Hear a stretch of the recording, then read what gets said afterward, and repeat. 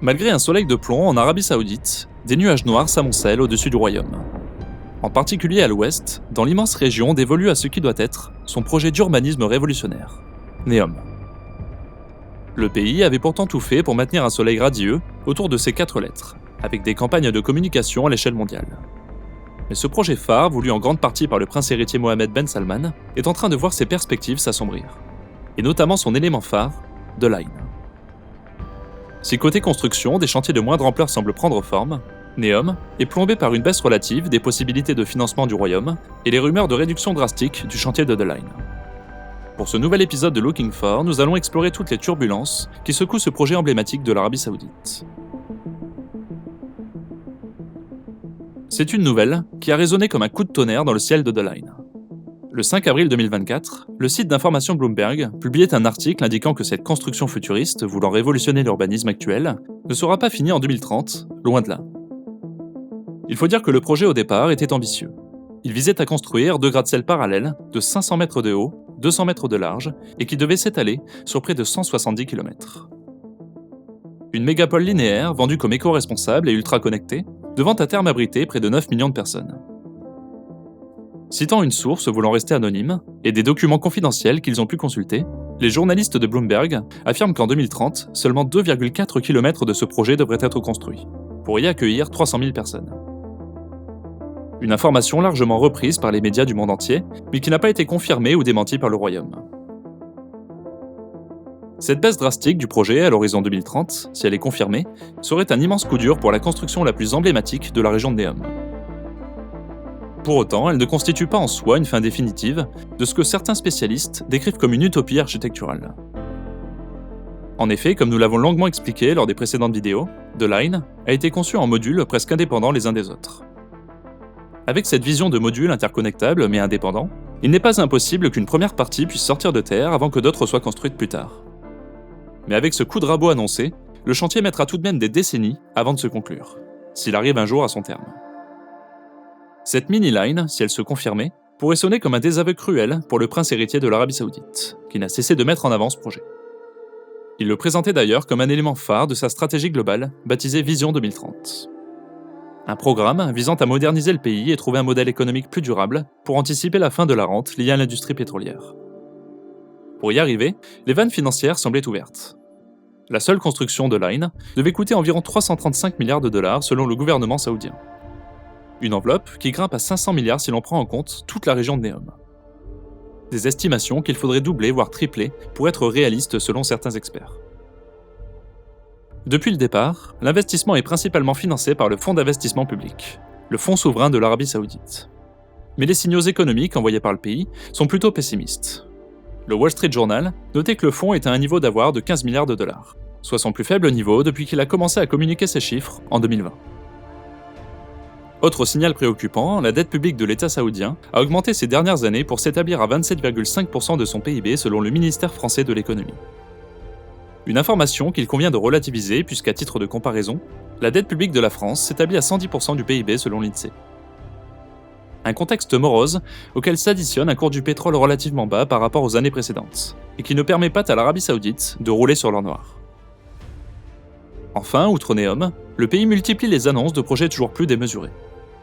Un parc d'attractions dévolu à l'univers Dragon Ball, ou encore l'édification d'une tour de 2 km de haut au nord de la capitale, Riyad, sont certains des derniers projets faramineux qu'il faut aussi financer. Pour s'en sortir, l'Arabie Saoudite veut attirer les investisseurs étrangers. Mais malgré d'intenses campagnes de promotion, les retours ne sont pas à la hauteur des espérances.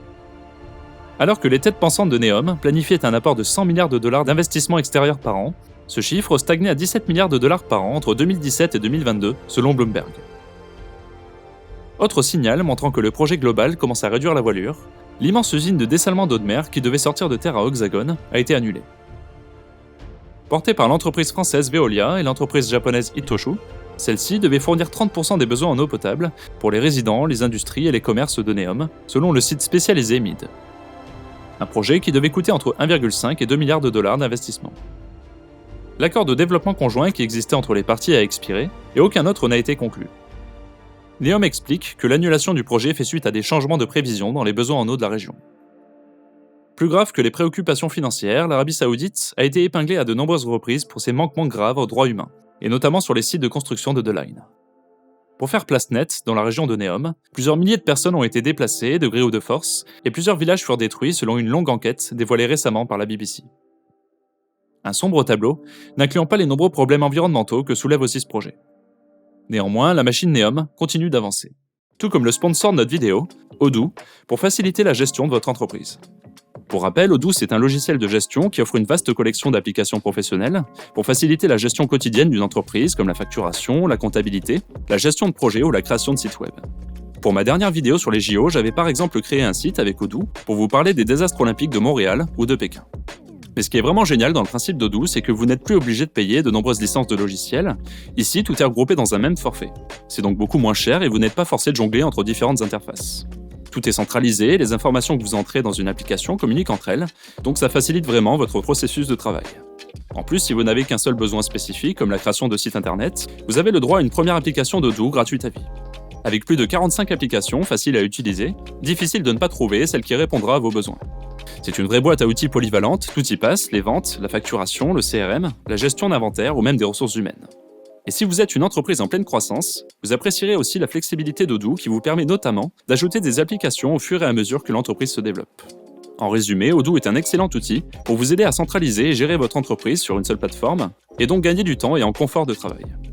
Et si vous souhaitez en savoir plus sur le produit et la culture de cette entreprise, ne manquez pas leur événement annuel Odoo Experience. Il s'agit du plus grand événement tech et business d'Europe. Si vous voulez y participer, vous pouvez vous inscrire dès maintenant.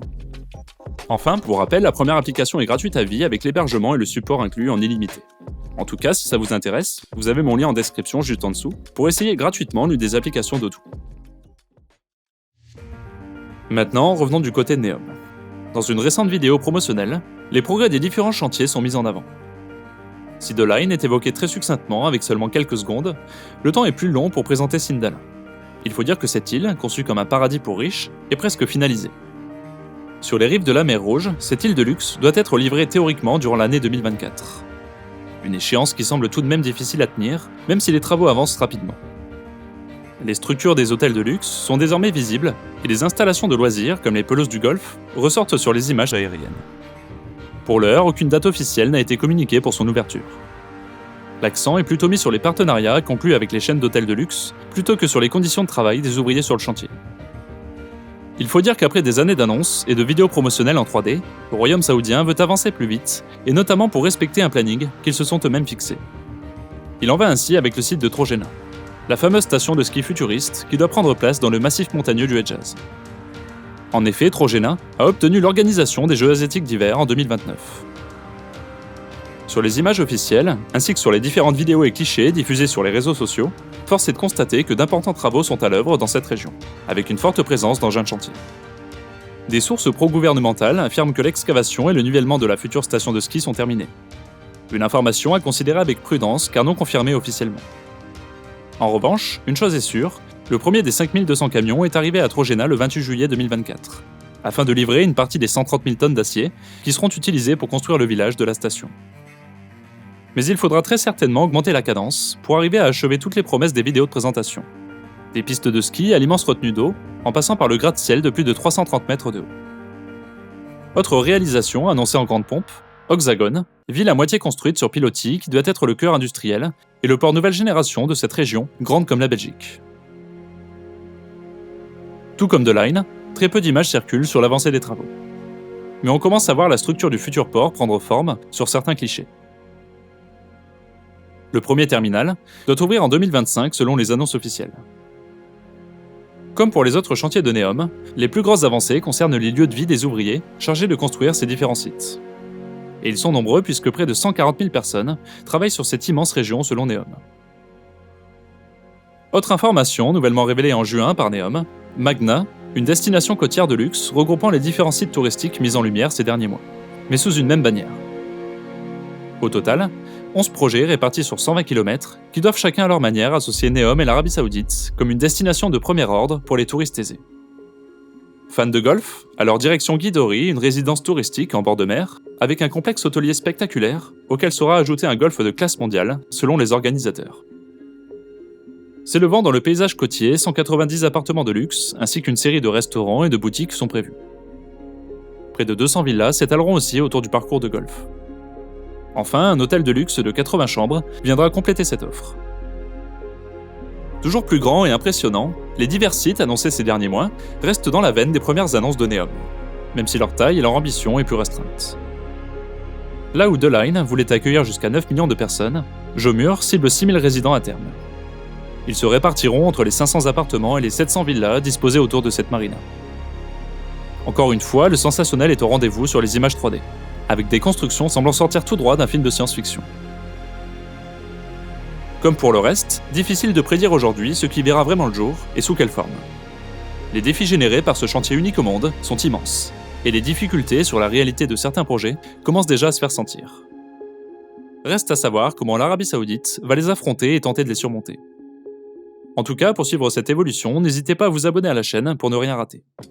Merci à Odoo pour avoir sponsorisé cet épisode. Pour rappel, vous avez mon lien en description pour essayer gratuitement l'une des applications d'Odoo, donc n'hésitez pas. Sur ce, merci à tous et à très vite sur Looking For.